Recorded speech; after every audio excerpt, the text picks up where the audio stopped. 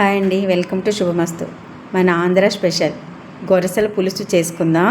గొరసల పులుసుకి చింతకాయతో చేసుకుంటే ఇంకాస్త బాగుంటుంది. దానికైతే ఫస్ట్ గొరసలు తీసుకున్నాను. నాటు గొరసలు, ఇవి నాటు గొరసలు త్వరగా దొరకట్లేదు ఈ మధ్య. ఇప్పుడు నిన్న ఈ కాలువలో పట్టిన గొరసలు అన్నమాట, చాలా ఫ్రెష్గా ఉన్నాయి, తీసుకొచ్చాను. ఆ గొరసల్ని చింతకాయ వేసి పులుసు వండుకుందాం. ఫస్ట్ క్లీన్ చేసి పెట్టేసుకున్నాను కదా.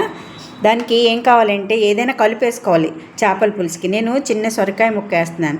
ఫస్ట్ వీటిని కుక్కర్లో వేసి ఉడికించుకుందాం, మెత్తగా అవుతుంది. చేపల కూర ఎక్కువ ఉడకదు కదా, అందుకని ఫస్ట్ వీటిని కుక్కర్ పెట్టేసుకుందాం. ఒక్క విజిల్ వస్తే మెత్తగా అయిపోద్ది. ఉప్పు పసుపు వేసి కొంచెం వాటర్ వేసుకొని కుక్కర్ పెడతాను. సొరకాయ ముక్కలు అయితే కుక్కర్లో పెట్టాను. దానికి ఏం చేయాలంటే మనం ఫస్ట్ ఇదిగో ఉల్లిపాయని మిక్సీలో వేసి కొంచెం మెత్తగా పేస్ట్లా చేసుకున్నాం. మరి మెత్తగా అవ్వకూడదు, ఇట్లా చెక్క ముక్కలా ఉండాలి. 4 పచ్చిమిర్చి, అలాగే చింతకాయ అన్నాను కదా, చింతకాయ గుజ్జు మనం ఎప్పుడు ఇంట్లో ఉంటుంది. అలా చింతకాయ గుజ్జు సగం వేసి, చింతపండు కూడా ఇలా సగం వేసి అన్నమాట. ఆ రెండు కలిపితే పులుసు చాలా టేస్టీగా ఉంటుంది, బాగుంటుంది. ఇప్పుడైతే మనం ఈ చేప ముక్కల్లో అన్నీ వేసి కలిపేసుకుందాం.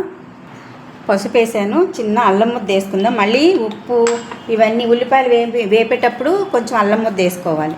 కొంచెం కారం పులుసు కదా, చింతకాయ పులుసు కదా, పానే పడుతుంది, చూసుకొని వేసుకోండి. సాల్ట్, కళ్ళుప్పు వేసుకుంటే మంచిదే. ఇవి అన్నీ కలిపేసుకుందాం. అలాగే ఒక గరిటెడు ఆయిల్ కూడా ఇందులో వేద్దాం. ముక్కలకి పట్టుకుంటుంది అన్నమాట. ఇలా ముక్కలకి పట్టించేసాం కదా, ఇలా ఒక పక్కన పెట్టుకుందాం. ఏదైనా చేపల కూరకి ఏదైనా కలుపు వేసుకోవాలి. నేను మటన్ చికెన్లో కూడా ఏదైనా కలుపు వేస్తాను. ఆ నాన్ వెజ్ తిన్నాము అన్న ఫీలింగ్స్ ఉండవు, తొందరగా అరిగిపోతుంది కూడా. ఆ టేస్ట్ కూడా చాలా బాగుంటుంది. దీనికైతే చేపల కూరకైతే బెండకాయ కానీ ఇలా సొరకాయ కానీ వేసుకోవచ్చు.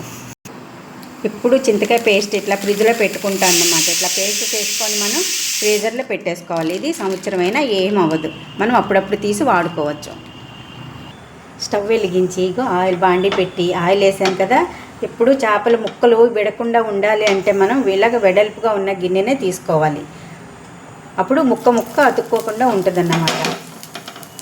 ఇప్పుడు అల్లం ముద్ద వేసేద్దాం.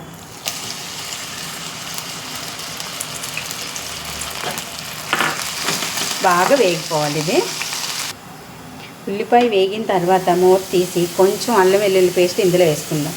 వేసుకొని మళ్ళీ కొంచెం సేపు వేపుదాం. ఆ ఫ్లేవర్ చాలా బాగుంటుంది. ముక్కల్లో కొంచెం వేసాము, ఇలా ఉల్లిపాయలు కూడా కొంచెం వేసుకోవాలి. దీన్ని మళ్ళీ కొంచెం సేపు మూత పెడదాం. ఇలా కుక్కర్లో ఉడికించుకున్న సొరకాయ ముక్కలు ఉన్నాయి కదా, ఉల్లిపాయ వేగిన తర్వాత ఈ ముక్కలను తీసి అందులో వేసేద్దాం. బాగా మెత్తగా అయిపోయి చేప ముక్కలతో పాటు ఇవి కూడా ఉడికిపోతాయి. పులుసులో ఉడికితే చాలా బాగుంటుంది. ఇది సొరకాయ ముక్క చాలా లేతగా బాగుంది. ఇప్పుడు అన్నీ కలిపి పెట్టుకున్న చేప ముక్కలను కూడా వేసుకుందాం.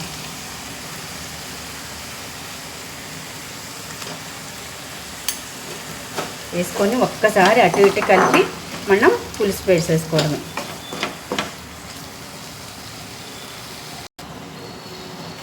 ఇలా ఒక్కసారి చేతితో ఇలా అనాలన్నమాట. మనం ఎక్కువ గరిటె పెట్టి దాన్ని కదపకూడదు. ఇప్పుడు కొంచెం మూత పెట్టి పులుసు పిండేసి వేసేద్దాం.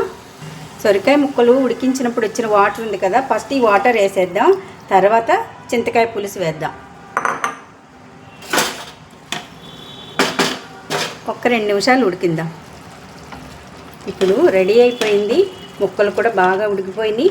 కొంచెం వాటర్ వేసాం కదా, ఎప్పుడైనా కొంచెం వాటర్ వేసుకుంటే ఫస్ట్ కొంచెం ఉడుకుతుంది అన్నమాట. అలాగే మనము చింతపండు గుజ్జు నేను వడబుట్టలు వేసి వడపోసుకున్నాను.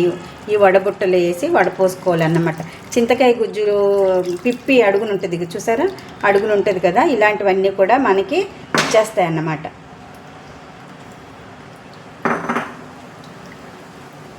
అలా వచ్చింది. ఒక్కసారి దీన్ని గిన్నె పట్టుకొని ఇలా అనుకోవాలి అంతే, గరిటె పెట్టకుండా. బాగా ఉడికిన తర్వాత లాస్ట్లో ఇంకా కొత్తిమీర గరం మసాలా వేయడమే. పులుసు అయితే వేసాం కదా, ఇప్పుడు మూత పెట్టేసుకుందాం. ఉప్పు చూసుకొని గరం మసాలా వేయడమే. ఈ గొరసలు చాలా బాగున్నాయి. వాటిల్లో కొంచెం చెన కూడా వచ్చింది. ఇది మీకు నేను చూపించడం మర్చిపోయాను. ఇప్పుడు ఏంటంటే పులుసు వేసిన తర్వాత మనం ఒక సైడ్కి ఇట్లా వేసుకోవాలన్నమాట. కదపకూడదు, ఇంకా ఒక సైడ్కి వేసేసి అట్లానే ఉంచేయాలి దీన్ని ఇలా పక్కన. అది నెమ్మదిగా ఉడికిపోద్ది. ఇప్పుడు మనం అది గట్టిపడిపోద్ది అన్నమాట. ఇప్పుడు కూర అంతా రెడీ అయిపోయింది. ఇంకా గరం మసాలా ఒకటే మనం వేసుకోవాలి, 1 స్పూన్ గరం మసాలా. ఎక్కువ మసాలాలు కూడా చేపల కూరలకి ఏమీ అవసరం లేదు, చాలా తక్కువ వేసుకోవాలి. అంతేనండి, రెడీ అయిపోయింది. కొంచెం ఉడకనిద్దాం. ఇప్పుడు ఆ చెనా మసాలా అన్నీ ఉడుకుతాయి. చూద్దామా పులుసు? ఆహా, భలే రెడీ అయిపోయింది. నాటు గొరసల చింతకాయ పులుసు. నాన్ వెజ్ ప్రియులకైతే ఇవాళ పండగే, సండే. కొంచెం మసాలా కూడా వేసాం కదా, ఇక కొంచెం కొత్తిమీర వేసుకుందాం. ఆ చెన కూడా ఉంది కదా, చెన కూడా పులుసులో ఉడికితే చాలా బాగుంటుంది. సపరేట్గా వండుకునే దానికంటే ఇట్లా పులుసులో అయితే ఆ పులుసు మసాలా అన్నీ పడుతుంది కదా, అప్పుడు అది బాగుంటుంది, చాలా టేస్టీగా ఉంటుంది అన్నమాట. ఇప్పుడు దీన్ని కొంచెం సేపు ఇట్లా ఉంచి నూనె అంతా తేరుకుంటుంది కదా, మనం ఒక బౌల్లోకి తీసుకొని సర్వ్ చేసుకుందాం. అంతే అండి, వేడివేడి అన్నంలోకి గొరసల పులుసు వేసుకొని తినేయడమే. రెడీ అయిపోయిందండి నాటు గొరసల చింతకాయ పులుసు. అందులో ఆనపకాయ ముక్కలు కూడా వేసాం కదా, చూసారా మధ్య మధ్యలో ఆ శనగుడ్డు కనపడుతూ ఉంది కదా. అట్లాగా స్పూన్తో తీసుకొని, ఇంకెందుకు ఆలస్యం, అందరూ కూడా టేస్ట్ చేయండి. చేసుకొని ఎక్కడైనా దొరికితే ఇదిగో ఇది గొరసలు, చెన, సొరకాయ ముక్కలు. చూసారు సొరకాయ ముక్కలు ఎంత బాగా ఉడికినాయో. ఈ చేపలు తినని పిల్లలు ఉంటారు కదా, వాళ్ళకి ఇలాంటి ముక్కలు అన్నమాట. బెండకాయ, వంకాయ ఇవన్నీ కూడా వేసుకుంటాం. సొరకాయ అయితే సూపర్గా ఉంటుంది. చిన్న చిన్న కట్టి పరిగిలకి కానీ గొరసలకు కానీ సొరకాయ వేసుకోవాలి. ఇదేనండి ఈరోజు రెసిపీ. మీకు అందరికీ నచ్చిందని అనుకుంటున్నాను. అందరూ ట్రై చేయండి, చాలా బాగుంటుంది. వేడి వేడి అన్నంలోకి పెడితే ఇంక మళ్ళీ ఇంకొకటి అడగరు, దీంతో అన్నం అంతా తినేస్తారు. ఓకే అండి, ఇలాంటి మంచి మంచి రెసిపీలు ఊరిలో దొరికేవన్నీ కూడా మీకు నేను చూపిస్తూ ఉంటాను. మీరు కూడా ట్రై చేయండి. అర్థమైందా నేను చెప్పేవన్నీ? అర్థం కాకపోతే మళ్ళీ అడగండి. నేను ఏదో చెప్పుకుంటూ పోతున్నాను, వీడియో లాంగ్ అయిపోతుందని ఒకటే టెన్షన్. అందుకని మీరు మళ్ళీ చూసుకొని మళ్ళీ మీరు రెడీ చేసుకోండి. ఓకే అండి, మరో మంచి వీడియోతో మళ్ళీ మీ ముందుకు వస్తాను. Okay, bye bye.